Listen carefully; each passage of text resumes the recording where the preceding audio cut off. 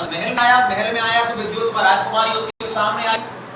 अब भाई जैसे ही इसने विद्युत माँ को देखा, विद्युत माँ की खूबसूरती से सभी प्रभावित होते थे। और ये तो फिर भी हमारा सांड भैया है वैसा, ये तो देखते भैया उसको चकबक हो गया, ये क्या है।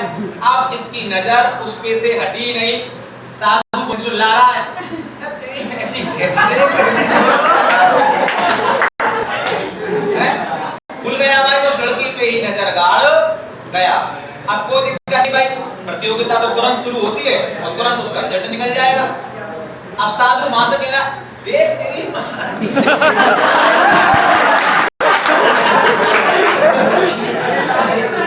अब होना क्या है, उसकी तरफ तो देखा नहीं। अब प्रतियोगिता शुरू। विद्युत माँ परम सौंदर्यपूर्ण गुणवान कन्या, हर कोई कभी नहीं भाई, उसने कालिदास की तरफ किया ऐसे।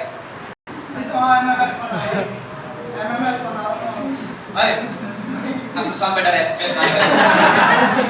विद्युत माँ ने उसकी तरफ किया ऐसे एक।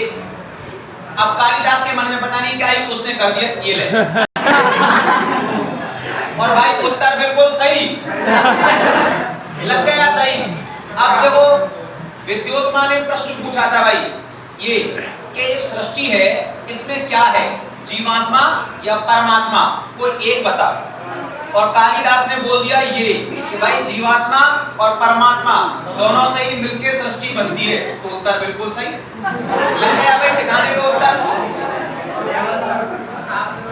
किस्मत साथ है, किस्मत। विद्युत माँ ने कालिदास की तरफ किया ये, अब कालिदास ने किया ये। ले ले ले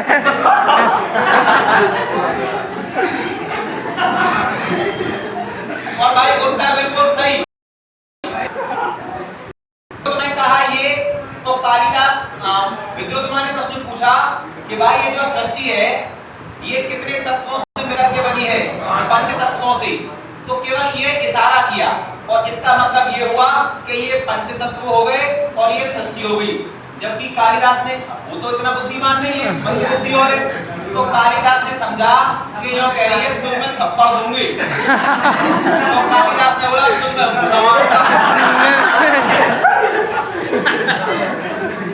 ये कालिदास बोला। और इस प्रश्न का क्या उत्तर है इसका, तो वो तो पूछ लिया जीवात्मा परमात्मा। कालिदास समझ रहा है कि जो कह रही है मेरे घर तो एक गाय है, तो कालिदास ने दिमाग लगाया कि भाई लड़के वालों के पास ज्यादा होना चाहिए, तो मेरे पास एक गाय है तो मेरे पास 2 गाय है। तो भाई इसी प्रकार के चाहे अनचाहे में प्रश्नों के उत्तर सही लग गए और कालिदास और विद्युत माँ की हो गई भाई शादी।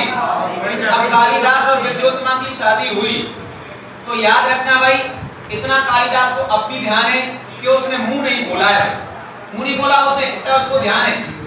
अब उस दौर में बंगाल के अंदर, तो उस दौर में क्या आज की भी तारीख में काली माता की मान्यता बहुत ज्यादा है भाई। जैसे अपने क्षेत्र में भगवान कृष्ण की और भोलेनाथ की है, उसी प्रकार से बंगाल में काली माता की मान्यता बहुत बड़े पैमाने पर है। तो कालिदास हो या विद्युत माँ हो या कोई और हो, लाइन लगा के सब काली माता के पुजारी थे। तो भैया शादी हुई और शादी के बाद विद्युत माँ और हमारा ये भैंसा भैया कालिदास दोनों वरमाला गले में डली हुई है भाई। शादी हो गई तब तो पति पत्नी हो गए। ये पहाड़ी के ऊपर स्थित काली माता के मंदिर में दर्शन करने जाते हैं भाई। अब लड़की तो वो फिट फाइन है, बढ़िया है, वो तो सैकड़ों सीढ़ी चढ़ जाएगी, ये वैसा कैसे चढ़ेगा। लेकिन क्योंकि उसने हाथ पकड़ रखा है और बतराते बतराते वो लड़की कुछ कहती जा रही है, इसका तो मुंह बंद है। और धीरे धीरे धीरे धीरे धीरे धीरे धीरे धीरे पता नहीं पड़ी कब पहाड़ी के ऊपर काली माता मंदिर में ये दोनों पहुंच गए। अब काली माता मंदिर में पहुंच करके जब कालिदास ने पीछे मुड़कर देखा, कितनी ऊंचाई तक पहुंच गया मैं, अपने मन में सोचा। तो उसने देखा इसे अहंकार आ गया, कितनी ऊंचाई तक मैं पहुंच गया, पैदल पैदल सीढ़ी सीढ़ी चढ़ते हुए। तो इसने देखा कि नीचे से 2 पति पत्नी मोटे मोटे से वो ऊंट के ऊपर बैठ करके और तब मंदिर आ रहे हैं। और ऊंट जब अपने लंबे लंबे पैरों से चल रहा है तो मोटे मोटे पति पत्नियों का पेट हिल रहा है, उनका पेट हिल रहा है। ये दृश्य देख करके कालिदास की हंसी छूट गई।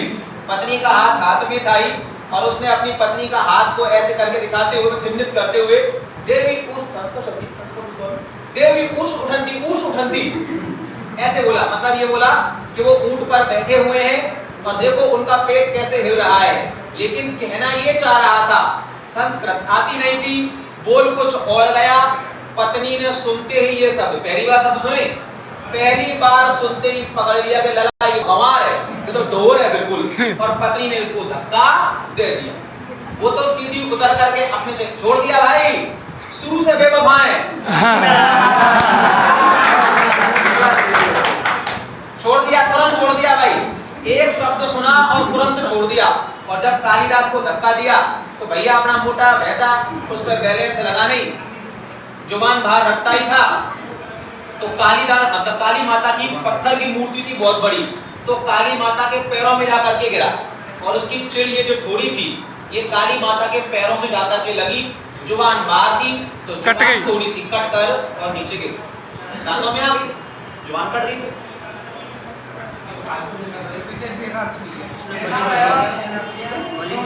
आलोचना कर रहा है कि बेकार चोरी है, तेरी करवा दे मां से। अपनी गाड़ी में चुप पड़ गया, मतलब बेकार सुपर लवर ऐसी ऐसी बता रहे तुम। तैयार है, काऊ तो करवा दो। एक है भैया, एक है, समझ से नहीं करवा पाऊंगा। अच्छा आ गई। अब होना क्या है भाई, ये एक साहित्य है, हो सकता है इस साहित्य में 100% सच्चाई हो या कुछ पॉइंट इसमें सच्चाई नहीं भी हो सकता है। अधिकांश कहानी बिल्कुल लॉयल है, कुछ कहानी मिलावटी भी हो सकती है, उससे मेरा कोई लेना नहीं है, पर जो कहानी है वो मैं आपको बताऊंगा भाई। जैसे ही जुबान कटकर काली माता के पैरों में थी भाई, प्राचीन काल में मैंने आपको पहले बता दिया है, मंदिरों में भेंट लगा करती थी। अब मंदिरों में भेंट नहीं लगती भाई, केवल दक्षिण भारत के कुछ मंदिर हैं जहां अभी भी बकरे की, भैंसे की, मुर्गे की भेंट लगती है। पहले पूरे भारत में लगती थी, अब सब जगह बंद कर दिया कि हम हिंसा के पक्ष में है ही नहीं है भाई। चाहे कोई भी मामला मान लीजिए, तो जैसे ही जीभ कटकर गिरी तो काली माता की भक्ति तो ये पहले से ही करता था। जुबान कट के पैरों में जैसे ही गिरी तो काली माता प्रसन्न हुई कि भेंट लगा दी बच्चा ने अपनी जुबान की, तो वो प्रकट हुई कि बच्चे तेरी भक्ति से मैं बड़ी प्रभावित हूँ, बता तू चाहता क्या है। रात में अगर काली माता जैसा दृश्य बना करके कोई सामने आ जाए, इतना तो इंसान भूत से नहीं डरेगा, इतना काली माता से डरता है। बड़ा खतरनाक प्रारूप है भाई। अब होना क्या, काली माता को देख करके उसके मुंह से एक तो वैसी जुबान कटी हुई थी और विद्योत्तमा वो कहना चाह रहा था कि मुझे मेरी पत्नी विद्योत्तमा छोड़कर चली गई है, मुझे वो वापस चाहिए। और वो तो दिल लगा बैठा है, उसको नहीं लगा तो हम क्या करें। सही बात। अब होना क्या, ऐसी परिस्थिति में इसके मुंह से निकला विद्योत्तमा, लेकिन जुबान कटी हुई थी, विद्योत्तमा तो बोल नहीं सकता। विद्या विद्या विद्या विद्या। अब काली माता ने सोचा कि मेरा ये बच्चा विद्या मांग रहा है, ज्ञान नॉलेज मांग रहा है भाई। तो काली माता तथास्तु कह के अंदर ध्यान हो गई भाई। बस यही वो दिन था कि कालिदास को जीभ कटी होने के बावजूद वो साफ बोल सकता था और इतनी नॉलेज उसको ऑटोमेटिक होती चली गई कि उसने अपने जीवन का पहला साहित्य लिखा, अभिज्ञान शाकुंतलम। कौन साहित्य लिखा भाई? इसमें क्या है, राजा दुष्यंत और शकुंतला इनकी प्रेम कहानी का उल्लेख है। लव स्टोरी लिखी थी कालिदास ने, क्योंकि खुद की तो स्टोरी बनी नहीं, तो दूसरे भी स्टोरी ने लिख के अपनों कम छुपा रहो। अब होना क्या है भाई, ये कालिदास जो है इसने पुस्तक लिखी दुष्यंत और शकुंतला की प्रेम कहानी पर, अभिज्ञान शाकुंतलम, जिसमें भारत का सबसे शक्तिशाली राजवंश भरतवंश, भरतवंश का राजा सुदास था, भरतवंश का राजा दुष्यंत, भरतवंश के परिवार में से बहुत परम शक्तिशाली, जंगल में शिकार करते समय रास्ता भटक जाता है, भूख और पानी की प्यास से अधमरा होकर के गिर पड़ता है और उसे मिलती है इसी जंगल में एक ऋषि कन्या, और उसी ऋषि कन्या का नाम है शकुंतला। क्या नाम है भैया? शकुंतला।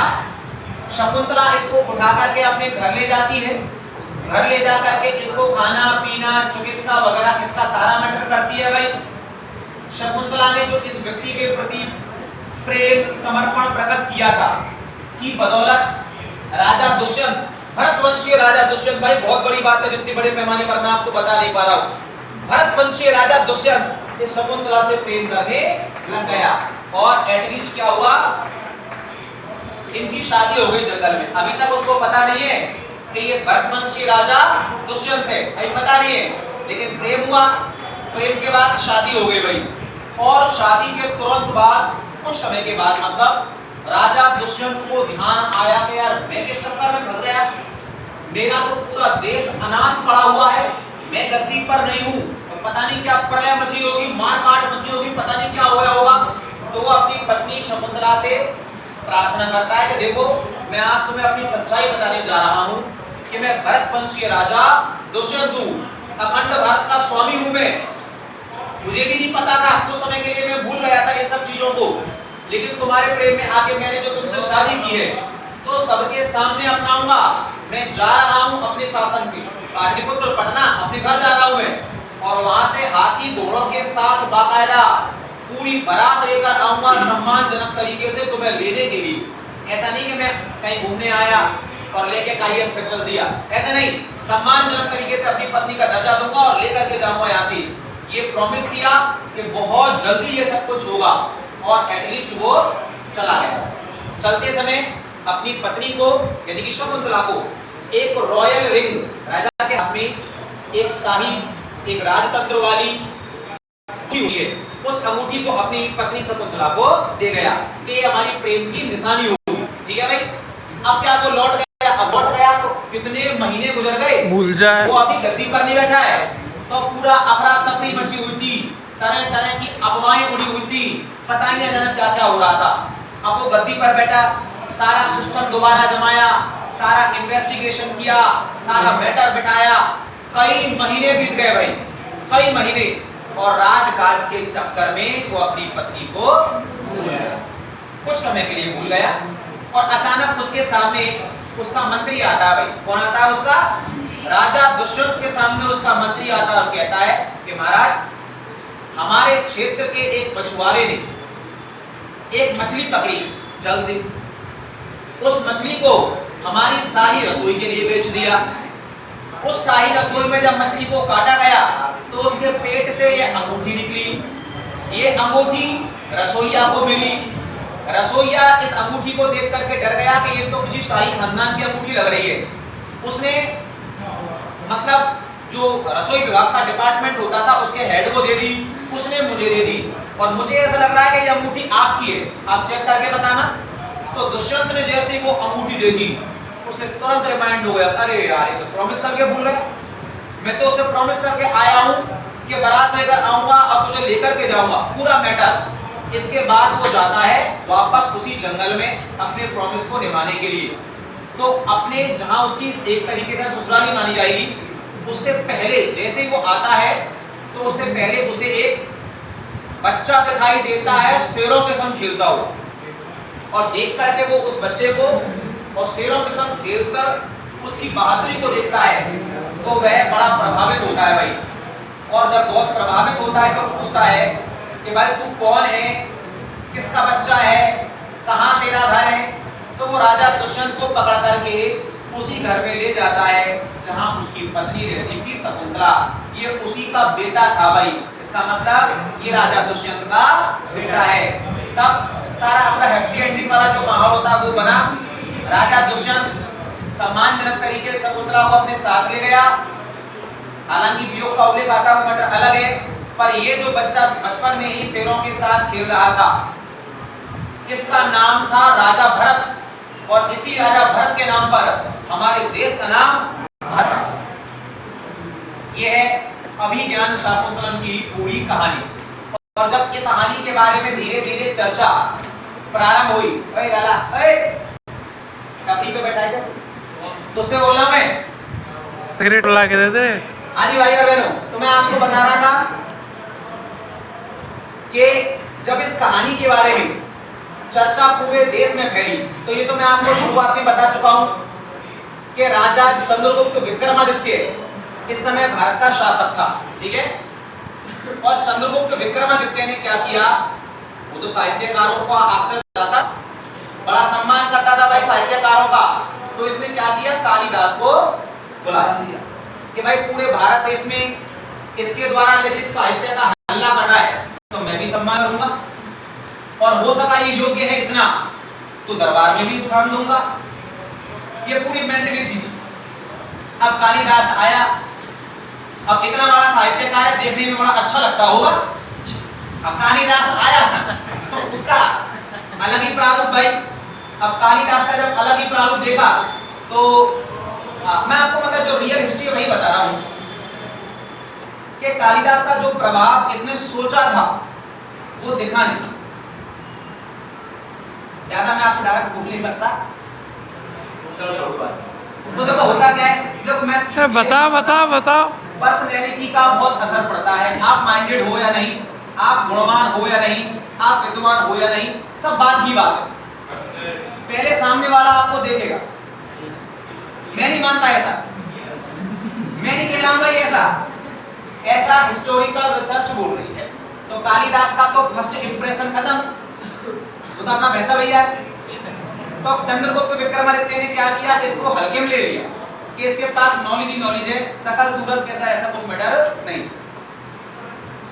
अब होना क्या है, ऐसी परिस्थितियों में चंद्रगुप्त विक्रमादित्य ने इससे डायरेक्ट ही बात कही कि देखो ऐसा है, आपके द्वारा लिखित साहित्य अभिज्ञान शाकुंतलम की हम बहुत चर्चा सुन रहे हैं, तो ऐसा है आप हमें इसको पढ़ करके सुनाओ। तो कालिदास पुस्तक लेकर आया था, मूल पुस्तक जो उसने लिखी थी, वो सीधा जाकर के और चंद्रगुप्त विक्रमादित्य को सौंप दी कि भैया पढ़ लेना अपने आप या पढ़वा लेना किसी से। चंद्रगुप्त विक्रमादित्य तो भाई बहुत माइंडेड इंसान था। उसने ये बोला कि देखो ऐसा है, साहित्य लिखा है आपने, तो साहित्य का जो मूल धुरी है कि कौन से प्रारूप पर लिखा है, लव स्टोरी लिखी है, हेट स्टोरी लिखी है, बैटल स्टोरी लिखी है, हमें क्या पता, हम तो इस संस्कृत में पढ़े चले जाएंगे, पढ़े चले। स्टोरी का जो मूल रस है वो तो तू ही बता सकता है। इसलिए पूरा दरबार बैठा हुआ है, सैकड़ों मंत्री, सेनापति, सम्राट, उसकी फैमिली, उसकी बेटी, उसका बेटा, सब बैठे हुए हैं दरबार। और कालिदास से बोला भाई पढ़ करके सुना।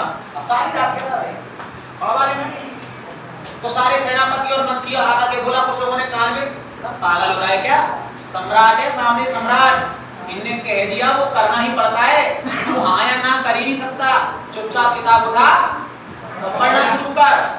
बोलो ठीक है भाई, अब तुम पीछे पढ़ रहे हो, पढ़ दूंगा।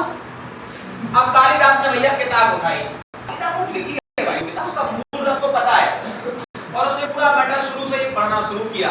धीरे धीरे स्टोरी आगे बढ़ी कि भरतवंशीय परिवार का राजा है भैया दुष्यंत।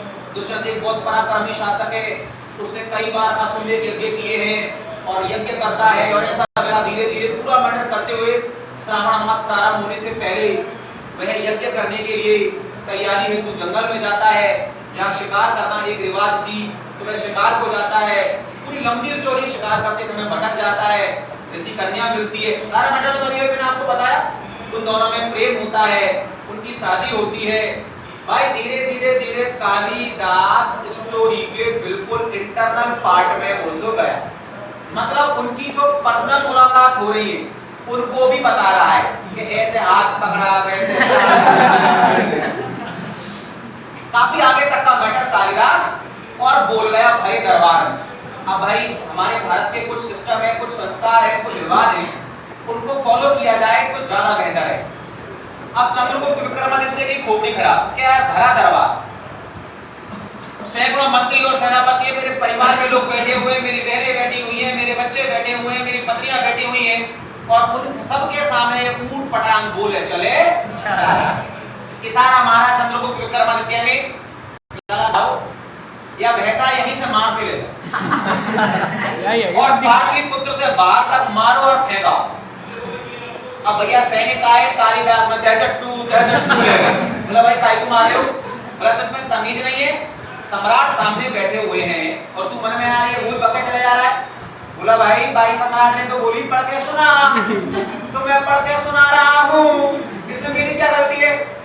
कुल मिलाकर के कालिदास की और विक्रमादित्य की पहली मुलाकात बिल्कुल बेकार नहीं। ठीक है भाई।